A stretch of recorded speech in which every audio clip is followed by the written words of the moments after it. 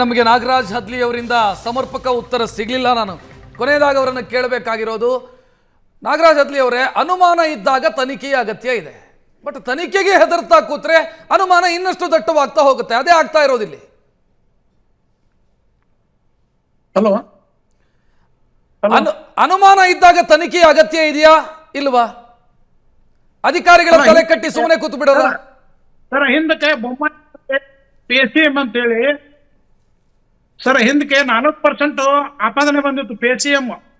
ಅವಾಗ ರಾಜೀನಾಮೆ ಕೊಟ್ರ, ಬೊಮ್ಮಾಯಿ ರಾಜೀನಾಮೆ ಕೊಟ್ರ. ಅವಾಗ 32 ತಿಂಗಳಾಯ್ತಲ್ಲ, ತನಿಖೆ ಮಾಡ್ಲಿಲ್ವಾ ನೀವು? ಅಲ್ಲ, ಅವಾಗ ತನಿಖೆ ಆದ್ರೂ ಮಾಡಿಸಿದ್ರ ಅವರು? ಅಲ್ರಿ, 32 ತಿಂಗಳಾಯ್ತಲ್ಲ, ನೀವು ತನಿಖೆ ಮಾಡಿಸಿದ್ರ? ಅಧಿಕಾರಕ್ಕೆ ಬಂದ್ಮೇಲೆ PCM ಅನ್ನು ಆರೋಪ ಮಾಡಿದ್ರಲ್ವಾ, 40% ಆರೋಪ ಮಾಡಿದ್ರಿ. ಏನಾದ್ರೂ ತನಿಖೆ ಮಾಡಿ ಹೊರಗಡೆ ತನ್ನಿ. 32 ತಿಂಗಳಾಯ್ತಲ್ಲ ಅಧಿಕಾರಕ್ಕೆ ಬಂದು. ಅಲ್ಲ, ಮಾಡಿದಾರ ಸರ್, ತನಿಖೆ ಮಾಡಿದಾರೆ. ಅವ್ರು ತನಿಖೆ ಕೊಡ್ಲಿಲ್ಲಪ್ಪ, ನೀವು ಬಂದಿದ್ದೀರಾ 32 ತಿಂಗಳಿಂದ ಅಧಿಕಾರಕ್ಕೆ. ಕೊಟ್ರಲ್ಲ, ತನಿಖೆ ಮಾಡಿ ಇವರೇ ಕ್ಲೀನ್ ಚಿಟ್ ಕೊಟ್ರಲ್ಲ. ತನಿಖೆ ಮಾಡಿದಾರ ಸರ್. ಬರೀ ಅವರು ರಾಜಕೀಯ ಬಳಸ್ಕೊಂಡ್ರಲ್ಲ ಅಜೆಂಡಾಗಳನ್ನ. ಈಗ ರಕ್ಷಿತ್, ನಾನು ಒಂದು ವಿಚಾರ ಸರ್, PCM ಅಂತಕ್ಕಂಥದ್ದು ಒಂದು ವೇಗ ಆರೋಪವಾಗಿತ್ತು. ಅದರಲ್ಲೇ ನೀವು ಮನಿ ಟ್ರೇಲ್ ಇತ್ತಾ, ಅಥವಾ ಯಾರಾದರೂ ಇಲ್ಲ ನಾನು CM ಚೀಫ್ ಮಿನಿಸ್ಟರ್ಗೆ ದುಡ್ಡು ಕೊಟ್ಟಿದ್ದೆ ಅಂತಕ್ಕಂಥದ್ದನ್ನು ಹೇಳಿದ್ರಾ? 40% ಆರೋಪ ಅಂತಕ್ಕಂಥದ್ದು ನೀವು ಆರೋಪ ಮಾಡಿದ್ರಿ. ನಂತರ ನೀವು ಅಧಿಕಾರಕ್ಕೆ ಬಂದು 32 ತಿಂಗಳಾಯ್ತಲ್ಲ, ನೀವೇನೂ ಮಾಡಲಿಲ್ಲ. ಅಶೋಕ್ ನೋಡಿ, ಒಂದು ಏನಕ್ಕೆ ನಾವು ಗಂಭೀರವಾದ ಆರೋಪ ಮಾಡ್ತಿದ್ದೀವಿ ಅಂತ ಹೇಳಿದ್ರೆ, ನೀವು 3 ವಿಚಾರ ಹೇಳಿದ್ರೆ ನಾನು ಇನ್ನೊಂದು ವಿಚಾರ ಹೇಳ್ತೀನಿ. 14,229 ಇವ್ರಿಗೆ ಏನಕ್ಕೆ ದುಡ್ಡು ಬರ್ತಾ ಇದೆ ಅಂತ ಹೇಳಿದ್ರೆ, 5 ವರ್ಷಕ್ಕೆ ರಿನ್ಯೂ ಮಾಡಿಬಿಟ್ಟಿದ್ದಾರೆ ಈಗ ಲೈಸೆನ್ಸ್ನ. ಅಂದರೆ ನಿಮಗೆ ಈಗ 1.25 ಕೋಟಿ ಅವ್ರು ಕೊಟ್ಬಿಡ್ಬೇಕು ಎಕ್ಸ್ಟ್ರಾ, ಅಂದರೆ ಲಂಚನ ಜೊತೆಗೆ ಪ್ರತಿ ವರ್ಷವೂ ನೀವು ಕಟ್ಟಬೇಕಾಗಿರೋ ಫೀಸ್ ಕಟ್ಟಬೇಕು. ಒಂದೇ ಸತಿ ನಿಮಗೆ 5 ವರ್ಷಕ್ಕೆ ಕೊಟ್ಬಿಡ್ತಾರೆ. ಈ ಮುಂಚೆ ಏನಾಗ್ತಿತ್ತು ಅಂದರೆ ಪ್ರತಿ ವರ್ಷ ರಿನ್ಯೂವಲ್ ಇರ್ತಾ ಇತ್ತು. ಈಗ 5 ವರ್ಷಕ್ಕೆ ಒಂದು ಸತಿ ರಿನ್ಯೂವಲ್, ಆದರೆ ಫೀಸ್ ಮಾತ್ರ ಪ್ರತಿ ವರ್ಷ ಕಟ್ಟಬೇಕು. ಈ 1.25 ಕೋಟಿ ರೂಪಾಯಿ ಯಾರಿಗೆ ಲಂಚ ಕೊಡ್ತಾ ಇದ್ದಾರೆ ಅಂತ ಹೇಳಿದ್ರೆ, ಡೈರೆಕ್ಟಾಗಿ ಸರ್ಕಾರಕ್ಕೆ ಅಂತಕ್ಕಂತಹ ಆಪಾದನೆನ ಯಾರು ಮಾಡಿರೋ ಅಂದರೆ ಅಸೋಸಿಯೇಷನ್ ಮಾಡಿರೋದು, ಲಿಕ್ಕರ್ ಅಸೋಸಿಯೇಷನ್ ಅವರು.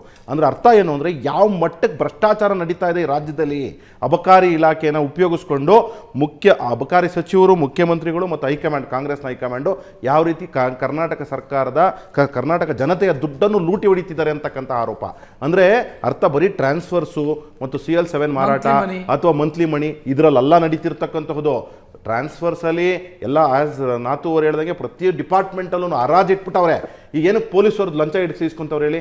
ಪೊಲೀಸ್ ಡಿಪಾರ್ಟ್ಮೆಂಟಲ್ಲಿ ಬಿಟ್ಟಿಲ್ಲ ಇವರು, ಅದಕ್ಕೋಸ್ಕರನೇ ಪೊಲೀಸವ್ರು ಲಂಚ ಇಸ್ಕೊಂಡು, ಅದು ಈ ಮಟ್ಟಕ್ಕೆ ಲಂಚ ಇಸ್ಕೊತಾ ಇರೋದು. ಆಯ್ತು, ಇದೆಲ್ಲ ಒಂದು ಕಡೆಗಾದರೆ 5 ವರ್ಷಕ್ಕೆ ರಿನ್ಯೂವಲ್ ಮಾಡೋಕ್ಕೆ ಇದು ಬೇಕಾಗಿರೋಣ. ಇದು ಹೊಸ ಕಾನೂನು ಇದು ಬೇಕಾಗಿತ್ತೇನ್ರಿ? ಇದು ತಿಮ್ಮಾಪುರ್ಗೆ ಈ ಮಾಡಿಬಿಟ್ಟಿದ್ದೀನೇನೋ ಏನ್ರಿ ಮಾಡಿದಿರ ನೀವು? ಮಾಡೋದೆಲ್ಲ ಯಾವ ರೀತಿ ಹೊಸದಾಗಿ ದುಡ್ಡು ಹೊಡಿಯೋಣ, ಲೂಟ್ ಹೊಡಿಯೋಣ ಅಂತಕ್ಕಂಥ ಒಂದು ಮಾಡಿದ್ದೀರಾ ಹೊರತು ಯಾವ ರಿಫಾರ್ಮ್ಸು ಮಾಡ್ತಾ ಇಲ್ಲ ತಾವು. ರಾಜಗೌಡ್ರೆ, ಇವ್ರು ಹೇಳ್ತಾರೆ ಸದನದಲ್ಲಿ ನಿಂತು ಆಡಿಯೋಗೂ ಎದರಲ್ಲ, ರಾಜೀನಾಮೆ ಕೊಡಲ್ಲ ಅಂತ. ಇವ್ರು ಡಿಪಾರ್ಟ್ಮೆಂಟಲ್ಲಿ ನಡೀತಾ ಇರೋ ಅಕ್ರಮಗಳು, ನಾನು ಸಿಂಪಲ್ ಒಂದೇ ಹೇಳೋದು, ಒಂದು ಸಣ್ಣ ಕೇಸ್ಗೂ SIT ಮಾಡೋವಂಥ ಸಿದ್ದರಾಮಯ್ಯನವ್ರನ್ನ ನಾವು ಕೇಳ್ಕೊಳ್ಳೋದಿಷ್ಟೇ. ಸ್ವಾಮಿ ಆಯಿತು, ಆರೋಪ ಬಂದಿದೆ, ನೀವು ಸಿದ್ಧಹಸ್ತರು, ವೈಟ್ ಕಾಲರ್ ಮನುಷ್ಯ ಅಲ್ವಾ, ನಿಮ್ಮ ಮಿನಿಸ್ಟ್ರ್ ಮೇಲೆ ಆರೋಪ ಬಂದಿದೆ, ಒಂದು SIT ತನಿಖೆ ಮಾಡಿ. ಒಂದು ಸಣ್ಣ ಗಲಾಟೆ ಕೇಸ್ ಇಟ್ಕೊಂಡು ನೀವು ಸಿಕ್ತವ್ರದ್ದು CDR ತೆಗೆದು ಅವ್ರ ಮೊಬೈಲ್ಗಳು ರೆಕಾರ್ಡ್ ಎಲ್ಲ ತೆಗೆದು ಮಾಡ್ತೀರಿ. ನಾನು ಕೇಳೋದು ನಿಮ್ಮನ್ನು ನೇರವಾಗಿ ಇಷ್ಟೇ, ಆಯಿತು ಒಂದು SIT ತನಿಖೆ ಮಾಡಿ, ಅವ್ರ CDR ತೆಗೀರಿ, ಅವ್ರ ಫೈನಾನ್ಷಿಯಲ್ ಟ್ರಾನ್ಸಾಕ್ಷನ್ ನೋಡಿ, ಅವ್ರ ಮಗನ ಅಕೌಂಟ್ಗೆ ಹೋಗ್ತಾ ಇದೆ ಅಂತ ಹೇಳ್ತಾರೆ ಅದನ್ನೆಲ್ಲ ತೆಗೀರಿ, ಅವ್ರ ಮನೆಗಳನ್ನೆಲ್ಲ ತನಿಖೆ ಮಾಡಿ, ಆಮೇಲೆ ನೀವು ಒಂದು ನಿರ್ಧಾರಕ್ಕೆ ಬನ್ನಿ. ನೀವೇ ಕೂತು ಸ್ವಯಂ ಘೋಷಿತವಾಗಿ ನಮ್ಮ MLA ಏನು ಮಾಡಿಲ್ಲ, ಯಾವನಾರು ಈ ಜಗತ್ತಿನಲ್ಲಿ ನಾನು ಕಳ್ಳ ಅಂತ ಒಪ್ಕೊಂಡಿದ್ದು ಇತಿಹಾಸದಲ್ಲಿ ಎಲ್ಲಾನು ಇದೆಯಾ? ಸರ್ಕಾರದ ಜವಾಬ್ದಾರಿ ಏನು ಅಂತ ರಾಜಗೌಡರು ಕೇಳೋದು. ಈಗ ತಿಮ್ಮಾಪುರ ನಾನು ರಿಸೈನ್ ಮಾಡಲ್ಲ ಅಂತಾನೆ ಹೇಳ್ತಾರೆ. ಸರ್ಕಾರ ಏನಾದರೂ ಮಾಡಬೇಕಲ್ವಾ? ಇಲ್ಲಿ ಸರ್ಕಾರಕ್ಕೆ ಮಾನ ಮರ್ಯಾದೆ ಇದ್ರೆ ಕೆಲಸ ಮಾಡಕ್ ಬಿಡ್ತಿರ್ಲಿಲ್ಲ. ನೋಡಿ, ಸಿದ್ದರಾಮಯ್ಯನವರಿಂದ ಇಂಥ ವಿಷಯಗಳಲ್ಲಿ ಬಹಳಷ್ಟು ನಿರೀಕ್ಷೆ ಇರುತ್ತೆ. ಅದು ವಾಲ್ಮೀಕಿ ಹಗರಣ ಇರ್ಬೋದು, ಅಥವಾ ಈ ರೀತಿಯಾಗಿರ್ತಕ್ಕಂಥ ಪ್ರಶ್ನೆ ಬಂದಾಗ ಒಬ್ಬ ಮುಖ್ಯಮಂತ್ರಿಯಾಗಿ ಸಿದ್ದರಾಮಯ್ಯನವರು ಯಾವತ್ತೂ ಅವರು ಅಸರ್ಟಿವ್ ಪೊಲಿಟಿಷಿಯನ್. ಅಂದರೆ ಸಿದ್ದರಾಮಯ್ಯನವ್ರ ಮೂಢ ಅಂತಕ್ಕಂಥದ್ದನ್ನು ಒಂದು ಆರೋಪ, ಅದು ಕೂಡ ಕೋರ್ಟ್ಗಳಲ್ಲಿ ನಿಲ್ಲಿಲ್ಲ. ಅದು ಬಿಟ್ಟರೆ ಅವ್ರ ಮೇಲೆ ಈಸ್ ಎ ಕ್ಲೀನ್ ಪೊಲಿಟಿಷಿಯನ್. ಈ ಅಂಥ ಸಂದರ್ಭದಲ್ಲಿ ಅವರ ಸರ್ಕಾರದ ಮೇಲೆ ಪದೇ ಈ ರೀತಿಯಾಗಿರ್ತಕ್ಕಂಥ ಆರೋಪಗಳು ಬರ್ತಾ ಇದ್ದಾಗ ಮುಖ್ಯಮಂತ್ರಿಯಾಗಿ ಸಿದ್ದರಾಮಯ್ಯನವರ 35 ಕೋಟಿ ರೂಪಾಯಿ ಮನೆ ಕಟ್ತಾರೆ ವಿತ್ ಎಸ್ಕಲೇಟರ್ ಮನೆ ಒಳಗಡೆ. ನೀವು ಆರೋಪ ಮಾಡಿ 60 ಕೋಟಿ ರೂಪಾಯಿ ಬಾರ್ ಮಾಡ್ಕೊಡ್ತಾರೆ, ಏಷ್ಯಾಸ್ ಲಾರ್ಜೆಸ್ಟ್ ಪಬ್ ಮಾಡ್ಕೊಡ್ತಾರೆ. ಇದು ಕ್ಲೀನ್ ಸಿದ್ದರಾಮಯ್ಯ. ಕ್ಲೀನ್ ಸಿದ್ದರಾಮಯ್ಯ. ಸಮಯ ಮೀರಿತು. ಎಲ್ಲ ಅತಿಥಿಗಳಿಗೂ ಕೂಡ ಧನ್ಯವಾದಗಳು. ಕಾರ್ಯಕ್ರಮ ಕೋಟ್ಯಾಂತರ ರೂಪಾಯಿ ದುಡ್ಡು ಹೊಡಿತಾರೆ ಮಗ.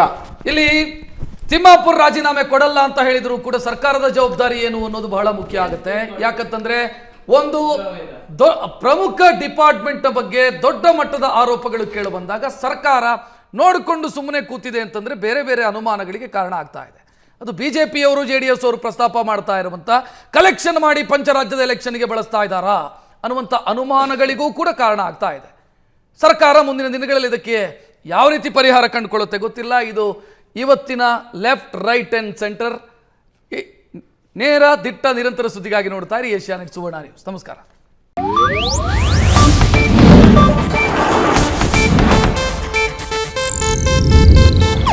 ಇದು ಏಷ್ಯಾನೆಟ್ ನ್ಯೂಸ್ ನೆಟ್ವರ್ಕ್ ಪ್ರಸ್ತುತಿ.